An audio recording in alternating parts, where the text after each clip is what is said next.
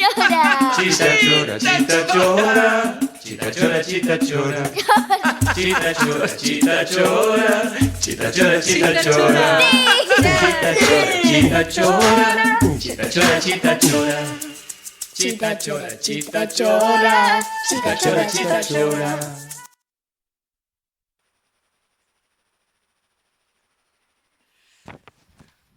Oh my God! Love does move the world, and every face is a book of God. Shri Shri, please accept our gratitude for making this a reality and bringing so many hearts together.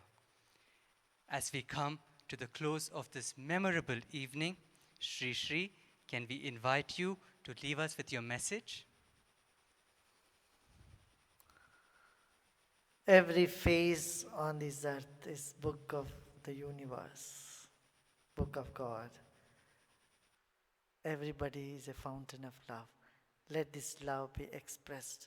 Let this fountain flow and enrich our planet at this time. Wonderful. Love and blessings to all of you.